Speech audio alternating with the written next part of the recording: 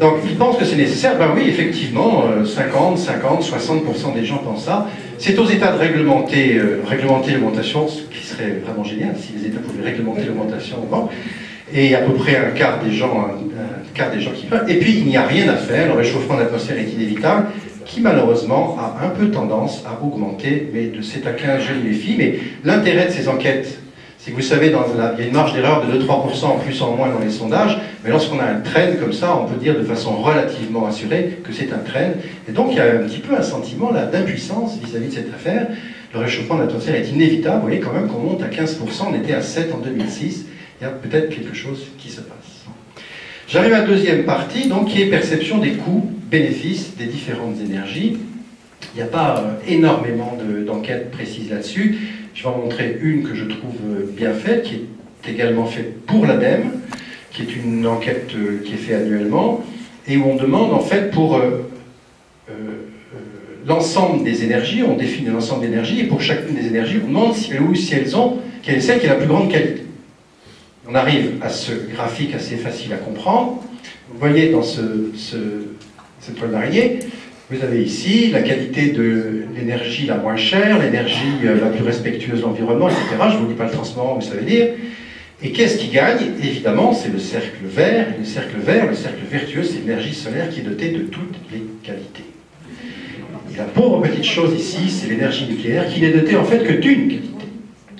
C'est-à-dire l'énergie la plus performante. Et puis en position intermédiaire, on va trouver en second ici l'énergie éolienne, bien en dessous du solaire, mais l'énergie éolienne qui est là.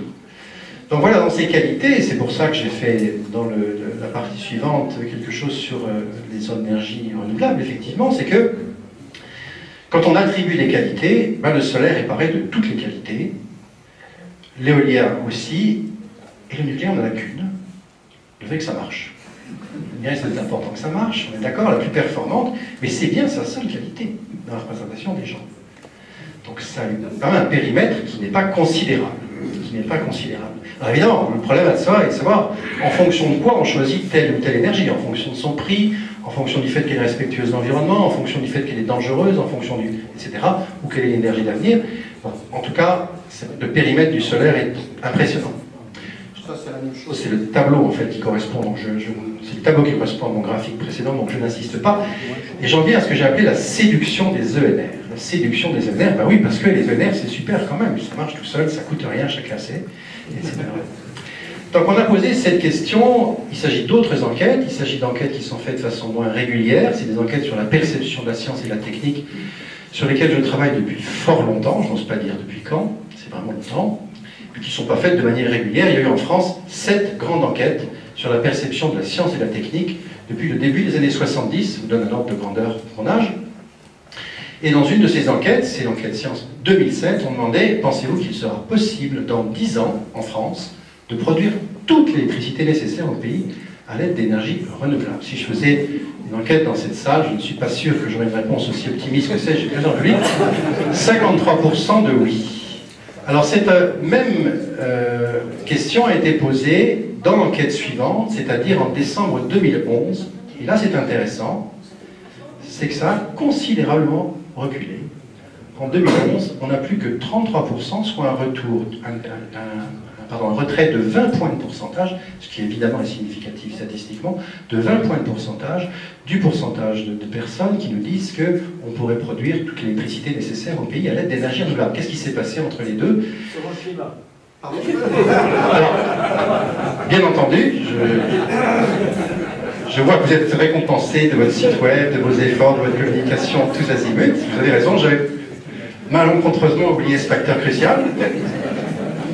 Bon, je pense aussi qu'il y a eu la discussion, je pense aussi qu'il y a eu la discussion sur le nucléaire, je pense aussi qu'il y a eu tout ça et que ça a pu changer des choses dans l'esprit des gens et mettre en débat de façon peut-être plus raisonnable, je dirais, le problème de la capacité des énergies renouvelables à remplacer toute l'électricité dans les 10 ans, ce qui évidemment coûterait sans doute une certaine somme d'argent.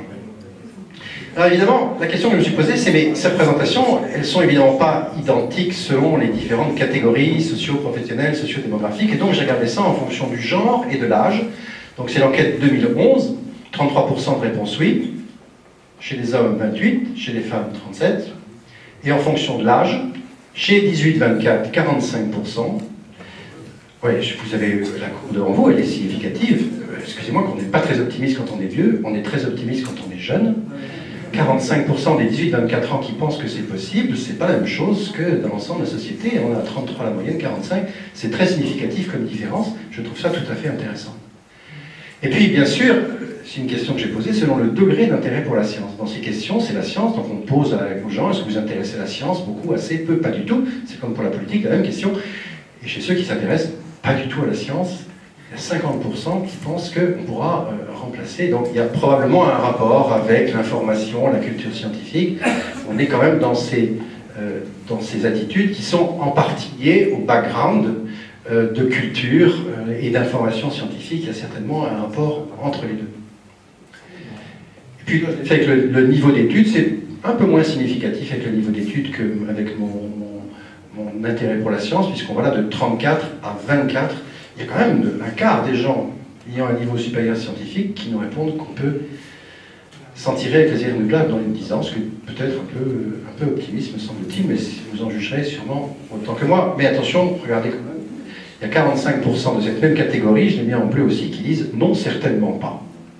Donc il y a quand même bien un phénomène niveau d'études et type d'études. Dans toutes ces études que j'ai fait, la qualification de l'étude est importante par rapport au niveau. On peut avoir un niveau supérieur, mais ce n'est pas supérieur scientifique, et il y a toujours des vraies différences entre études supérieures et études supérieures avec un degré scientifique. Je ne mesure pas de façon très très précise, scientifique, mais bon, ça donne un ordre de grandeur encore une fois. J'en arrive à ma quatrième partie, ce qui me permettra d'être à peu près bon. J'ai appelé nucléaire et société. Alors nucléaire et société, c'est une vieille histoire. Ça fait longtemps qu'on fait des mesures.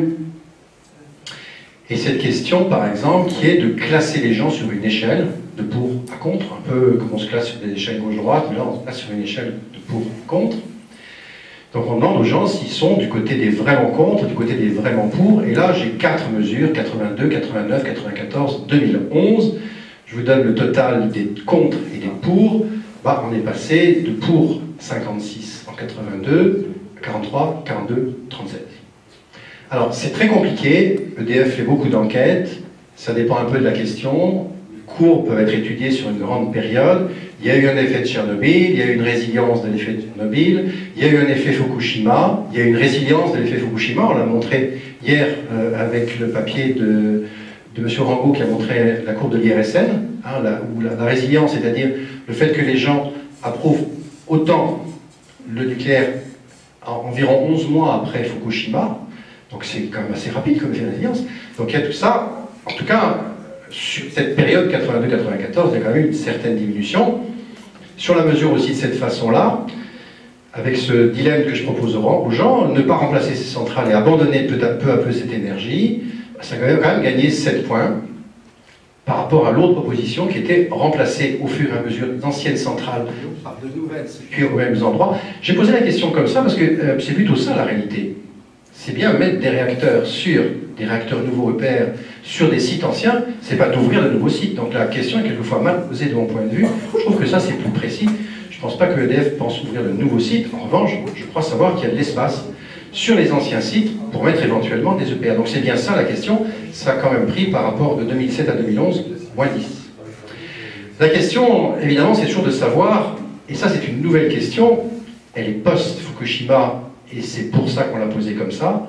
Je crois que cette fois-ci, je l'ai volée à EDF, cette question, mais comme EDF m'en vole de temps en temps, c'est très bien, c'est de répondre, non pas simplement en positif, négatif, mais avec des gens qui disent qu'ils sont hésitants. Et ça, c'est intéressant, cette notion d'hésitation, parce que, de mon point de vue, il y a au moins 2 raisons d'hésiter. Soit on est très ignorant, soit on est très savant. Il y a très longtemps, il y a pas mal de temps, on pensait au fond que l'attitude à l'égard de la science, en général, le fait d'être positif à l'égard de la science, donc très souvent à l'égard du nucléaire, était strictement lié au niveau d'études. Plus on avait un niveau d'études élevé, plus on avait de l'information, plus on était favorable. C'est un petit peu un modèle linéaire auquel on a cru pendant longtemps et qui a dû être vrai assez longtemps. Les choses sont devenues beaucoup plus compliquées. Et dans un tas d'affaires, pas seulement nucléaires, les OGM et d'autres affaires sur lesquelles je travaille, on s'est aperçu qu'on avait maintenant des catégories de gens ayant un niveau d'études élevé, voire un niveau d'études scientifiques, et qui contestaient fortement la technologie en cours.